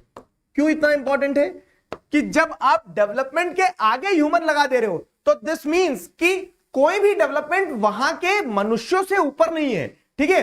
अगर वहां के मनुष्य खुश है, वहां पे उनके वेलबींग को इंश्योर कर रहे हैं, उनकी हेल्थ के बारे में सोच रहे हैं, उनके इनकम के बारे में सोच रहे हैं, that means development is more than sufficient, that means development is in the right track, that means development is going in the right direction. समझ गए? तो ये वाला पार्ट ये वाले पार्ट को आपको ध्यान रखना होगा कि ह्यूमन डेवलपमेंट को और कॉम्प्रिहेंसिव बनाने के लिए और बहुत सारी चीजों को इंक्लूड किया जा रहा है कि हेल्थ और इनकम और एजुकेशन के अलावा भी और चीजें लाई जाए, लेकिन जब आप ह्यूमन डेवलपमेंट की बात करो तो वो ह्यूमन सेंट्रिक होना चाहिए, दैट्स इट, ठीक है। और वहीं पे आप जैसे वर्ल्ड डेवलपमेंट रिपोर्ट को देखते हो तो वो सिर्फ इनकम तक सीमित था, वो वाला केस था। अब मैं ये उम्मीद कर रहा हूं कि आपको चैप्टर पूरा पढ़ने के बाद में 3-4 चीजें क्लियर होंगी। क्या है वो 3-4 चीजें कि डेवलपमेंट कैसे एक सब्जेक्टिव टर्म है, हर व्यक्ति के लिए अलग अलग मायने रखता है, कंफ्लिक्टिंग हो सकता है डेवलपमेंट, कंपेयर करोगे कंट्रीज को तो सिर्फ इनकम एकमात्र पैरामीटर नहीं, इनकम के अलावा दूसरे क्राइटेरियाज हैं, ठीक है। और वही वर्ल्ड डेवलपमेंट रिपोर्ट और ह्यूमन डेवलपमेंट रिपोर्ट समझाया दिया, ठीक है। यहां तक अगर सब कुछ क्लियर है तो अब एक लास्ट टॉपिक जो है आपका वो क्या है, वो है सस्टेनेबिलिटी ऑफ डेवलपमेंट। अपन कल से ज्योग्राफी चालू करेंगे ना, तो कल ज्योग्राफी में भी एक टॉपिक पढ़ेंगे सस्टेनेबल डेवलपमेंट। अब मुझे ये बताओ, आज तक तुम जीवन में सस्टेनेबल डेवलपमेंट सुन के या फिर सस्टेनेबिलिटी ऑफ डेवलपमेंट सुन के क्या सीखे हो? बताओ, ये टर्म बताओ बस, सस्टेनेबल का मतलब क्या होता है? सस्टेनेबल जैसे जैसे जैसे कि आज मतलब जैसे मान लो आपके पास 100 रुपए हैं, पैसे से जल्दी समझ में आता है आदमी को, 100 रुपए हैं और 100 रुपए में आपको जीवन काटना है, लेकिन आपने क्या सोचा, एक बार जीवन मिलता है ऐसे जुआ राजाओं की तरह कि आपने क्या किया कि बाहर निकलते से 10 रुपए उड़ा दिए, फिर 15 रुपए उड़ा दिए, शाम होते होते आपके पास क्या है 60 रुपए आप खर्च करके आ चुके, 40 रुपए बचे, और ये जीवन का पहला ही दिन था, है ना, ये जीवन का आपका पहला ही दिन था। अब क्या है, अब क्या, ठीक है। अब अगले दिन भी आप बाहर निकले, अगले दिन भी आपने वही राजाओं वाली जीवन जिया, तो आपने 30 रुपए और उड़ा के आ गया, आपके पास 10 रुपए बचे।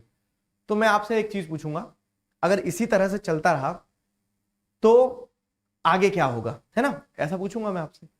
Will it be sustainable for you?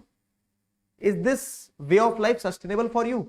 तो सस्टेनेबल का मतलब ये होता है कि मैंने तुम्हें पैसे से एग्जांपल दिया, उसी चीज को अपने रिसोर्सेज से जोड़ दो कि आज जो हमारे पास में है, क्या हम आगे आने वाली जनरेशन को वो दे पाएंगे, नहीं दे पाएंगे, ठीक है। तो अब वो सस्टेनेबिलिटी ऑफ डेवलपमेंट की अगर बात की जाए तो इस टर्म को डेवलपमेंट के कंटेक्स्ट में जोड़ो कि आज जिस तरह से हम विकास कर रहे हैं, क्या ये तरीका हमें आगे तक हमारे रिसोर्सेज को ले जाने के लिए सही है या नहीं है। सस्टेनेबिलिटी ऑफ डेवलपमेंट मतलब सस्टेनेबल डेवलपमेंट और सस्टेनेबिलिटी ऑफ डेवलपमेंट में बहुत डिफरेंस नहीं है, सिर्फ समझने का डिफरेंस है। सस्टेनेबल डेवलपमेंट मतलब सिंपल चीज है कि using resources in a way कि our present needs are fulfilled, हमारी आज की जरूरतें पूरी हो जाए और आगे आने वाली जनरेशन के लिए हम रिसोर्सेज बचा लें, ये सस्टेनेबल डेवलपमेंट होता है। और सस्टेनेबिलिटी ऑफ डेवलपमेंट मतलब थोड़ा सा इंग्लिश जिसकी कमजोर होगी वो घबरा रहा होगा बस। सस्टेनेबिलिटी ऑफ डेवलपमेंट कि आज जिस तरह से आप डेवलपमेंट कर रहे हो, क्या इसी तरह से अगर डेवलपमेंट चलता रहेगा तो आगे तक हमारे रिसोर्सेज बचेंगे या नहीं बचेंगे। सिंपल, ठीक है, सिर्फ लैंग्वेज का गेम है, समझे? वेरी गुड यार, प्रिजर्व करना। 100 रुपीज का 10 रुपीज कैसे बचा सर? 90 उड़ा दिए मेरे दोस्त। स्टोरेशन useful things like minerals for future. Sustainable development की अगर एक डेफिनेशन बताएं तो वाइज और judicious use of all resources, ठीक है, कि हमारी आज की नीड भी पूरी हो और हमारी आने वाली फ्यूचर जनरेशन की नीड्स कॉम्प्रोमाइज ना हो, ठीक है। विनय ने एक शब्द में बता दिया सस्टेनेबल डेवलपमेंट, यार सर लोड मत दो, बचाओ, ठीक है। सस्टेनेबल डेवलपमेंट का मतलब होता है बचाओ कि बचाओ, ठीक है,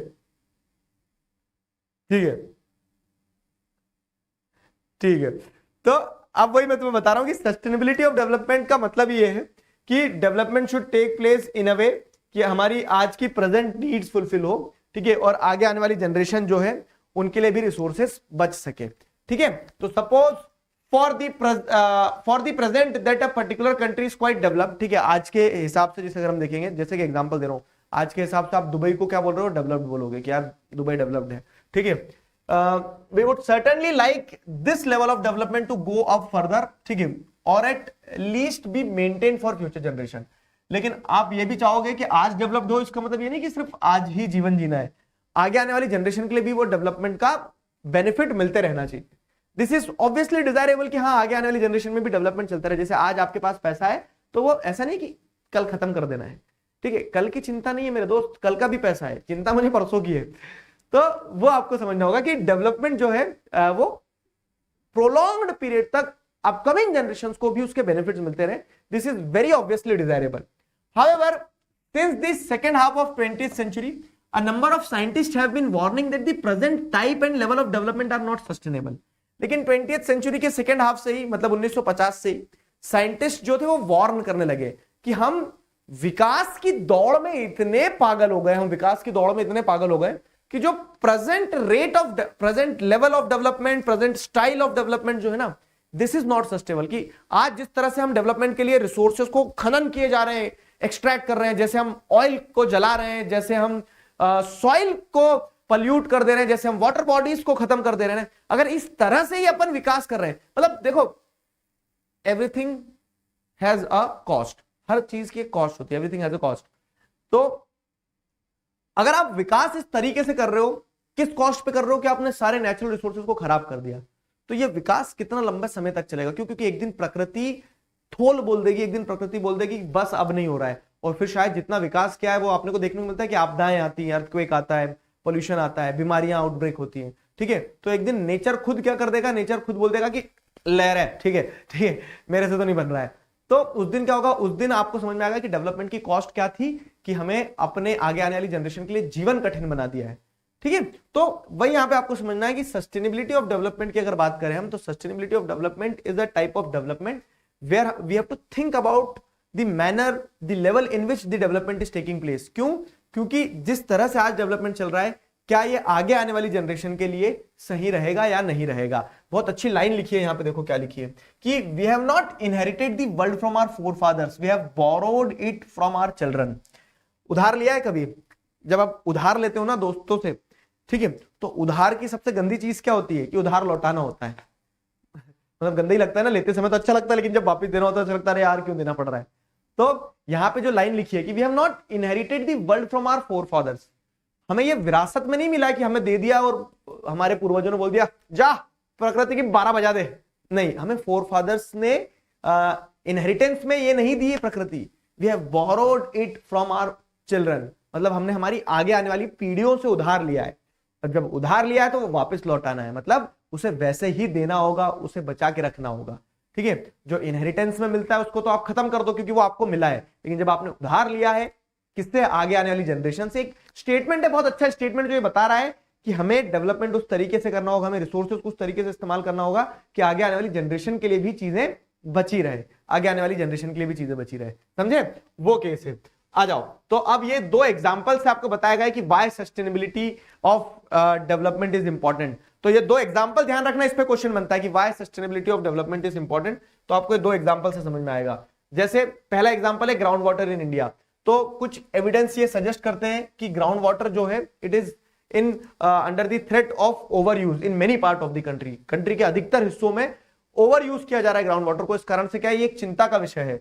लगभग 300 डिस्ट्रिक्ट ऐसे हैं जहां पे क्या है 4 मीटर पानी जो है 20 साल के अंदर डिक्लाइन हो गया है। ग्राउंड वाटर जो है ना, कि पहले पानी यही मिल जाता था, लेकिन अब वो पानी का स्तर और नीचे जाता जा रहा है। ठीक है, ग्राउंड वाटर टेबल जो है वो डिक्लाइन हो रहा है। Nearly 1/3 of the country is over using their ground water reserve. ठीक है, 33% से भी ज्यादा कंट्री ग्राउंड वाटर रिजर्व को ओवर यूज कर रही है। जितना पानी नहीं है उससे ज्यादा खींचने की कोशिश करती है। और गहरे कुएं करो, और गहरे बोरवेल्स करो, पाताल में चले जाओगे एक दिन। समझ में आया? तो वो जो है रिसोर्सेस का क्या एक्सप्लॉयटेशन हो रहा है। In another 25 years 60% of country would be doing the same if the present way of using resources continues. और अगर इसी तरह से रिसोर्सेस को यूज करते रहे तो आगे आने वाले सालों में पूरा 60% देश ही ऐसे क्या कर रहा होगा, रिसोर्सेस को एक्सप्लॉइट कर रहा होगा। Ground water over use is particularly found in agriculturally prosperous region. ऐसे 1 नंबर का क्वेश्चन बन जाता है। मैं इसीलिए तुम्हें एनसीईआरटी से एक एक चीज पढ़ा रहा हूं और बताते चल रहा हूं कि ग्राउंड वाटर रिसोर्सेज का डिप्लीशन किस फैक्टर के कारण मेजरली होता है। तो यहां पे जैसे लिखा है कि एग्रीकल्चरली प्रॉस्परस रीजन में एग्रीकल्चरल एक्टिविटीज के चलते, जैसे पंजाब एंड वेस्टर्न उत्तर प्रदेश में ग्राउंड वाटर रिसोर्सेज को ज्यादा एक्सप्लॉइट किया जाता है। समझे? Hard rock प्लेटू area of central and south India. ठीक है, सेंट्रल इंडिया साउथ इंडिया में आप जैसे देखेंगे तो वहां पे हार्ड रॉक प्लेट्यू रीजन जो है वहां पे भी ग्राउंड वाटर को पंप किया जा रहा है। Coastal areas are rapidly growing urban settlements, यहां पे ग्राउंड वाटर रिसोर्सेज को एक्स्ट्रा यूज किया जाता है, एक्सप्लॉइट किया जाता है। Why ground water is over used? बढ़ती पॉपुलेशन, ठीक है, एग्रीकल्चरल यूजेस, इन कारणों से यूज किया जा रहा है। Can there be development without over use? तो बिना डेवलपमेंट के भी बिना ओवर यूज के भी डेवलपमेंट हो सकता है। हमें क्या करना होगा, प्रॉपर प्लानिंग करना होगी बस। अगर प्रॉपर प्लानिंग है तो अपन क्या कर सकते हैं, रिसोर्सेस को बिना एक्सप्लॉइट करे भी डेवलपमेंट इंश्योर कर सकते हैं। ठीक है, आ जाओ। अब एक पेज कहां चले गया मेरा? गाइस मेरा एक पेज गायब हो गया यार। ये रहा। ठीक है, तो अगर आप देखोगे यहां पे, ठीक है, इसमें से बहुत सारे क्वेश्चन आए हैं। एक काम करेंगे, क्लियर हुआ यहां पे? सुनो मेरी बात। बंदूक कहां है मेरी? इधर आओ। तुम्हारे सामने गेट है, ठीक है, छुट्टी अगर चिल्लाया तो गेट खोलो और खुद निकल जाओ बाहर। तुम्हें कोई बांध के तो बैठा नहीं है यहाँ पे कि छुट्टी नहीं दे रहे। ठीक है, टॉपिक चलेगा और मैं पहले ही बता चुका हूं कि चलते टॉपिक में फ्लो अगर बिगाड़ा तो चिगारा भाई से खतरनाक कोई नहीं हो सकता है। तो एक टॉपिक चल रहा है, उसका फ्लो पकड़ के रखो पूरा। ठीक है, सारे बच्चे छुट्टी चिल्ला रहे हैं, 10 मिनट में प्राण निकल रहे हैं क्या तुम्हारे? समझ में आई मेरी बात? तो जब तक टॉपिक चल रहा होता है तो चुपचाप पढ़ना होता है। फ्लो टूटता है बच्चों का भी और तुम्हारा भी, तो पढ़ो इधर, ध्यान दो, मार चमगादड़ बना दूंगा। हाँ ठीक। अब अपन को ये चीज तो समझ में आई कि हाँ सस्टेनेबिलिटी डेवलपमेंट इसलिए जरूरी क्योंकि अगर प्रेजेंट, देखो क्या होता है, पानी क्यों एक्सप्लॉइट कर रहा है आदमी? खेती के लिए। खेती क्यों कर रहा है? क्योंकि उसको लग रहा है खेती से उसका विकास होगा, जो गांव के लोग हैं। तो अगर इस मायने में विकास करोगे कि आप रिसोर्सेज को एक्सप्लॉइट कर रहे हो तो वो एक दिन तो रिसोर्सेज खत्म हो जाएंगे। तो क्या ये मायना विकास का, क्या ये parameter of development is sustainable? नहीं। तो sustainability of development is a question. यहां पे आपको समझ में आया कि क्यों सस्टेनेबिलिटी ऑफ डेवलपमेंट एक क्वेश्चन है। एक और एग्जांपल देखेंगे अपन किसका, एग्जॉशन ऑफ नेचुरल रिसोर्सेज का। तो ground water is an example of renewable resource. Ground water renewable resource का एक एग्जांपल है कि ग्राउंड वाटर अपने आप को रिन्यू कर लेता है ना, कि आज पानी निकाल ले तो कोई बात नहीं, अभी बारिश आएगी तो वापस से नदी नालों में पानी आएगा तो ग्राउंड वाटर टेबल जो है रिचार्ज हो जाएगा। ठीक है, तो ground water is an example of renewable resources. These resources are replenished by nature as in the case of crops and plants. ठीक है, तो ये रिसोर्सेज क्या होते हैं, क्रॉप्स और प्लांट्स के केस में देखने को मिलता है, जैसे रिन्यू हो जाते हैं अपने आप को, तो ग्राउंड वाटर भी रिन्यू हो जाता है। ठीक है, ग्राउंड वाटर भी आपको क्या देखने को मिलता है, ग्राउंड वाटर भी रिन्यू हो जाता है। ठीक है, तो ये रिन्यूएबल रिसोर्स की कैटेगरी में आ जाएंगे। लेकिन however even these resource may be overused। तो ये अपने आप को रिन्यू कर लेते हैं, उसके बावजूद भी हम इन्हें एक्सप्लॉइट कर रहे हैं। क्यों? क्योंकि माना कि पानी हर साल बारिश होती है, लेकिन हर साल बारिश जो होती है तो पूरा बारिश का पानी एब्जॉर्ब थोड़ी ना होता है। हमने जगह जगह कंक्रीट जंगल्स बना दिए, रोड्स बना दिए, तो पानी एब्जॉर्ब कहां होगा? समस्या है ना। तो इसीलिए हमें यह ध्यान रखना होगा कि भले ही रिन्यूएबल चीज हो, लेकिन वो रिन्यूएबल होने के बावजूद भी हमें उसे ओवर यूज नहीं करना है। For example, in case of ground water, if we use more than what is being replenished by rain, then we would be over using this resource. तो जितना पानी से, बरसात से रिन्यू नहीं हो रहा है, अगर हम उससे ज्यादा एक्सप्लॉइट कर रहे हैं, जैसे मान लो आप बोल रहे हो कि वो 100 रुपए खत्म हो जाएंगे तो फिर कैसे काम चलेगा, तो मैं बोल रहा हूं कि आपको हर महीने 20 रुपए का टॉपअप मिलता रहेगा। लेकिन अगर आप हर दिन ही 20 रुपए खत्म कर दोगे, तो जिस स्पीड से आपका रिन्यूअल होगा, उससे कहीं ज्यादा गुना स्पीड से अगर आप उसको एग्जॉस्ट करोगे, तो एक दिन तो बजट खत्म हो जाएगा, है ना। तो वही चीज यहां पे बताई गई कि आपको रिन्यू तो हो रहे हैं आपके रिसोर्सेज, लेकिन जो रेट ऑफ रिप्लेनिशमेंट है उससे ज्यादा रेट से अगर आप एक्सप्लॉइट करोगे ना, तो समस्या हो जाएगी। ठीक है, तो this will become a problem. What it non renewable resources are those which will get exhausted after a few years of use.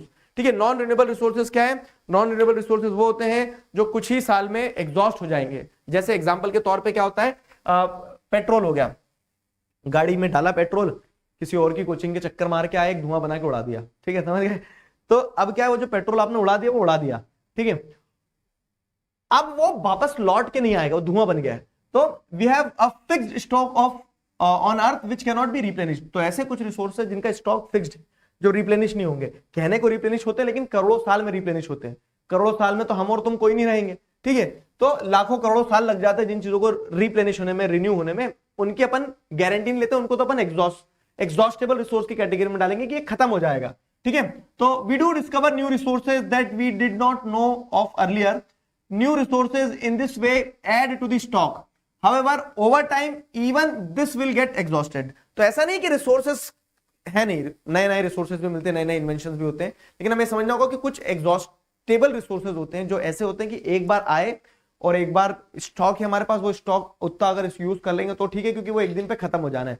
जैसे उसका एक अच्छा एग्जांपल क्या है, जैसे उसका एक अच्छा एग्जांपल है एग्जॉशन ऑफ नेचुरल रिसोर्सेज में क्या है, उसका एक अच्छा एग्जांपल ये रहा आपके सामने। ठीक है, किसका? क्रूड ऑयल का। क्रूड ऑयल क्या होता है? क्रूड ऑयल वो काला डामर वाला ऑयल होता है जिससे petrol, diesel, plastic, kerosene, natural gas सब निकलता है। ठीक है, तो वो क्रूड ऑयल जो है, तो जैसे मिडिल ईस्ट की कंट्रीज में क्या है, रिजर्व जो है 2017 के हिसाब से मिडिल ईस्ट की कंट्री में आप देखोगे तो 836,000 मिलियन बैरल्स है। ठीक है, यूनाइटेड स्टेट्स ऑफ अमेरिका में 69,000 मिलियन बैरल्स है, और वर्ल्ड में 1,732,000 मिलियन बैरल्स है। इतना स्टॉक है। अब इतना स्टॉक जो अगर हम आज जिस स्थिति से यूज कर रहे हैं, और दिखती बात है कि आज जिस स्थिति से यूज कर रहे हैं इससे ज्यादा स्पीड से यूज करेंगे आगे भी, तो ये 70 साल में खत्म होगा। मिडिल ईस्ट में, यूनाइटेड स्टेट्स ऑफ अमेरिका में 10 साल में खत्म होगा, और पूरे वर्ल्ड में 47 ईयर्स में खत्म हो जाएगा।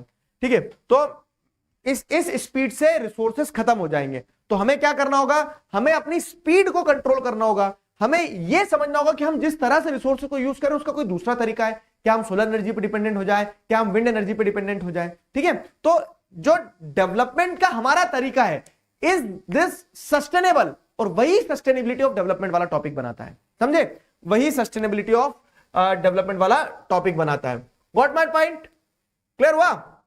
चलो, तो अब जैसे मैं तुम्हें बताऊं यहां पे, तो ये कंक्लूजन है सस्टेनेबिलिटी ऑफ डेवलपमेंट वाले टॉपिक का। क्या है कंक्लूजन? कि जो इन्वायरमेंटल डिग्रेडेशन होता है ना, जब अगर हम प्रकृति पे ध्यान नहीं देंगे, विकास के चक्कर में हम क्या कर रहे हैं, विकास के चक्कर में हम अंधाधुंध प्रकृति को एक्सप्लॉइट कर रहे हैं, तो इस डेवलपमेंट के कंसिक्वेंसेस जो हैं, ठीक है, consequence of environmental degradation do not respect any national और स्टेट बाउंड्रीज। मतलब कि अगर नेचर को, रिसोर्सेज को खत्म किया गया तो इससे किसी एक कंट्री को नुकसान नहीं होगा।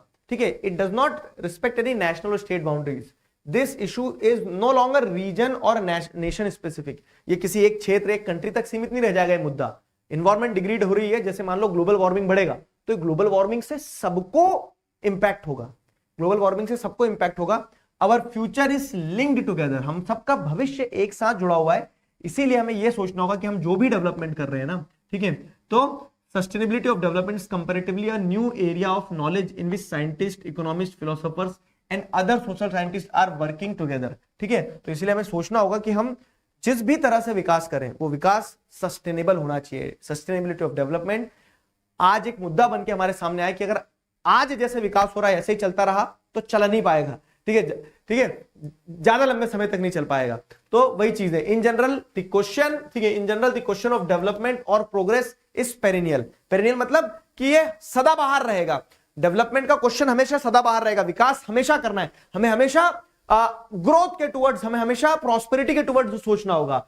All at all times as a member of society and as individual we need to ask where we want to go, what we wish to become and what our goals are. जैसे जैसे एक बहुत अच्छी चीज बता रहा हूं, Brazil में या फिर अमेजोन के किसी कंट्री में, शायद कंट्री का स्पेसिफिक नहीं, लेकिन किसी एक कंट्री में साउथ अमेरिका में क्लाइमेट समिट होस्ट कर रहे हैं लोग, ठीक है। अभी बहुत ज्यादा ये न्यूज जैसे सोशल मीडिया पे देखने को भी मिला था। तो वो क्लाइमेट समिट होस्ट करने के लिए उन्होंने क्या करा, जंगल काट दिए। तो आप क्लाइमेट को बचाने की बात कर रहे हो और उसको बचाने के लिए जो मीटिंग कर रहे हो उसके लिए जंगल काट रहे हो, हाईवे बना रहे हो जंगल काट के। तो डेवलपमेंट का जो क्वेश्चन है ना, प्रोग्रेस का जो question, it is a perennial question, कि हमें हमारे सामने हमेशा रहेगा कि विकास करना है, लेकिन हमें खुद से ये पूछना होगा as an individual, we need to ask कि हम विकास से कहां पहुंचना चाह रहे हैं, ठीक है, हम विकास से क्या बनना चाह रहे हैं, क्या गोल अचीव करना चाह रहे हैं। तो the debate on development continues. तो इसीलिए development is essential, but at what cost, this is a question to be asked, this is a question to be debated. Development is very essential, but at what cost. Fine, तो this was the lovely chapter. I hope you people enjoyed the chapter. समझ में आया सारा सब कुछ। और सुनो मेरी बात, अभी अभी कहानी खत्म नहीं हुई मेरे दोस्त। अब आप देखोगे तो इस चैप्टर में, ठीक है, अब आप देखोगे तो इस चैप्टर में, जैसे इस चैप्टर में क्वेश्चन, मतलब इस टॉपिक को जो अपन ने आज लास्ट टॉपिक पढ़ा ना, इस लास्ट टॉपिक से देखो कितने सारे क्वेश्चन है। इस लास्ट टॉपिक से बहुत सारे क्वेश्चन है, ये लास्ट टॉपिक से बहुत सारे क्वेश्चन है। By which organization is the human development report published. आ जाओ जरा एक बार देखिए, पोल ले लें, ठीक है, मैं पोल जनरेट कर रहा हूं। ह्यूमन डेवलपमेंट रिपोर्ट जो है किस ऑर्गेनाइजेशन के द्वारा पब्लिश की जाती है, बताओ। अभी दूध का दूध पानी का पानी हो जाएगा।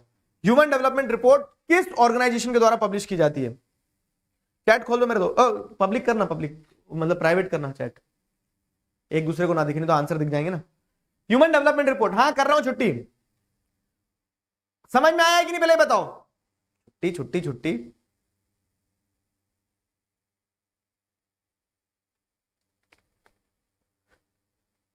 एक बच्चा लिखा सर आपके बाल सही करूं। सुन मेरी बात, पढ़ाई सही से कर, ठीक है, मेरे बाल तो सही हो जाएंगे। अगर तू चैप्टर बीच में भूल गया तो फिर क्या बिगड़ेगा तेरे को भी पता है। सस्टेनेबिलिटी का मतलब क्या होता है, मैं वही बता रहा हूं कि सस्टेनेबिलिटी का सिंपल मतलब यह है, जैसे किसी एक बच्चे ने कहा ना बचाओ, तो वैसे सस्टेनेबिलिटी चलेबिलिटी। चलेबिलिटी समझते हो कि कितना चलेगा, ठीक है। सस्टेनेबिलिटी का सिंपल मतलब यह है कि how long the resources are going to sustain, ठीक है। पोल आया होगा यार, ऐसा कैसे हो सकता है, आया था ना, है मोबाइल में देखो तुम्हारे।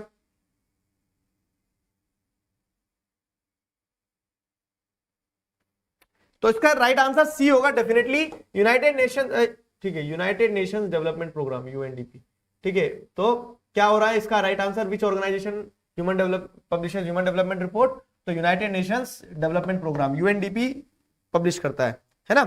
तो ये हो गया। अब वैसे ही क्वेश्चन देखो, अब ये मैंने बताया ना, जैसे क्या बताया 2025 का क्वेश्चन बता रहा हूं कि 1 मार्क्स टेबल वाले क्वेश्चन पे, ठीक है, टेबल वाले क्वेश्चन पर पक्का पक्का पक्का बोर्ड्स में, ठीक है, ऐसे टेबल वाले जो क्वेश्चन है। तो अब जैसे among the given country, which country is the following country is the highest rank in human development report. तो इन सारी कंट्रीज में से ह्यूमन डेवलपमेंट रिपोर्ट किसकी अच्छी है? तो म्यांमार, नेपाल, पाकिस्तान से तो इंडिया की अच्छी है ही, 130 दिख रहा है क्लियर कट, तो यहाँ पे सामने दिख रहा है कि इंडिया होगा। तो ऐसे क्वेश्चन आएंगे, ठीक है। ये जैसे ये आ गया टेबल वाला एक क्वेश्चन, तो ये लो होमवर्क क्वेश्चन, ठीक है, एक टेबल वाला क्वेश्चन है, ये होमवर्क क्वेश्चन दे रहा हूं। जैसे टेबल वाले क्वेश्चन बहुत सारे आएंगे। Higher human development index score किसका है, ठीक है, तो इन सारी कंट्रीज में डेफिनेटली इंडिया सबसे ऊपर होगा, ठीक है। तो आपको क्या करना है, ये ह्यूमन डेवलपमेंट रिपोर्ट वाले सारे जितने भी क्वेश्चंस लगाए ये क्वेश्चंस करना है। पब्लिक फैसिलिटीज पे एक क्वेश्चन है, जैसे यहाँ पे दे दिया पब्लिक क्वेश्चन। तो ये जो प्रैक्टिस क्वेश्चन दिए ना, ये प्रैक्टिस क्वेश्चन क्या होगा तुम्हारे, मतलब जो बच्चे पूछते हैं सर डीपीपी दो, तो एक बार पूरा चैप्टर कंप्लीट होगा तो एक डब्ल्यूपीपी तो बनाऊंगा आज ही, आज या फिर हाँ आज तुम्हें टेस्ट पेपर मिल जाएगा, ठीक है, ऐप पे जैसे देखोगे तुम तो चैप्टर अपना कंप्लीट हो गया, क्योंकि टेस्ट पेपर दे दूंगा, लेकिन उसके साथ साथ में जो डेली प्रैक्टिस करने के लिए क्वेश्चन देता हूं, जैसे ये, on what basis is criteria used by United Nation development programme for measuring development different from one used by World Bank. बहुत अच्छा क्वेश्चन, 3 नंबर का क्वेश्चन 2020 में आया है। तो आपको मैंने समझाई ऐसा है कि यूनाइटेड नेशन डेवलपमेंट प्रोग्राम का क्राइटेरिया क्या है, हेल्थ एजुकेशन प्लस इनकम, ये सारी चीजें हैं, ठीक है। लेकिन वर्ल्ड बैंक का क्राइटेरिया क्या है, वर्ल्ड बैंक का क्राइटेरिया जैसे अगर आप देखोगे तो वो सिर्फ ओनली इनकम तक सीमित है, तो इसलिए दोनों अलग अलग है। तो वही आपको समझाना है, 3 पॉइंट्स में आंसर बना के लिखना है, समझे, वो चीज रहती है। ये सस्टेनेबिलिटी ऑफ डेवलपमेंट पे क्वेश्चन है, तो सस्टेनेबिलिटी ऑफ डेवलपमेंट वाले टॉपिक के क्वेश्चन ये यहां पे रहे, ठीक है। चलो, सारे होमवर्क क्वेश्चंस को अटेम्प्ट करना है, ठीक है, सारे होमवर्क क्वेश्चंस को अटेम्प्ट करना है। लीडर बोर्ड भी आया है, पोल भी गया था लीडर बोर्ड पे जैसे आप देखोगे तो कौन कौन बच्चे हैं, निकुंज कुमार, साहिल और हिरण्या परमार, ठीक है। हाय हिरण्या, तो निकुंज, साहिल और हिरण्या, ठीक है, ये बच्चे फर्स्ट सेकंड थर्ड आए लीडर बोर्ड पे। जैसे लीडर बोर्ड आता है ना पोल, फटाक से आंसर देना होता है आपको। तो सिद्धि, पायल, एक नंबर से एक बच्चा जुड़ा है, शौर्य, धानिका, ज्योति और शुभी, पूरा नाम नहीं दिख रहा है मुझे, ठीक है। तो these are the people on leaderboard, ठीक, चलो बढ़िया। शुभी गुप्ता, पूरा नाम दिख गया, मेरे फोन में पूरा दिख रहा है संदीप, तुम्हारे फोन में पूरा नहीं दिख रहा, तुम्हें टेक्स्ट बढ़े, गॉट इट। तो पीछे के क्वेश्चंस जो है देखना, ये होमवर्क क्वेश्चंस है, ठीक है। मैं पीडीएफ पूरा दे दूंगा, चैप्टर का कंप्लीट हो गया, चैप्टर कंप्लीट, तो कंप्लीट पीडीएफ आपको मिल जाएगा। जैसे सस्टेनेबिलिटी ऑफ डेवलपमेंट क्यों इंपॉर्टेंट है, तो आपको बताना है कि जो प्रेजेंट रेट ऑफ डेवलपमेंट है वो अलार्मिंग है, कि रिसोर्सेज आगे बचेंगे नहीं बचेंगे, तो उसको ध्यान में रखते हुए हमें डेवलपमेंट इस तरीके से करना चाहिए कि resources are saved for the future generation. Example में ग्राउंड वाटर और एग्जॉस्टेबल रिसोर्स, जैसे क्रूड ऑयल का वो लिख देंगे आप, ठीक है। चलो, क्लास मैंने आपके आज ज्यादा ले लिए, 15 मिनट ऊपर, तो उसके लिए मुझे कोई रिग्रेट नहीं है, पढ़ना पड़ेगा। कभी एक क्लास ऊपर होगी तो उसमें चिल्ला चोट मत मचाया करो, छुट्टी, ठीक है। जाओ अभी भाग जाओ, 8 बजे मैथ्स की क्लास है तुम्हारी शायद आज, है ना, तो ध्यान रखना उसमें। मिलते हैं कल नए चैप्टर के साथ मिलेंगे। एक WPP दूंगा इस चैप्टर का टेस्ट पेपर, उस टेस्ट पेपर को सॉल्व करना, 1 हफ्ते का समय देता हूं मैं।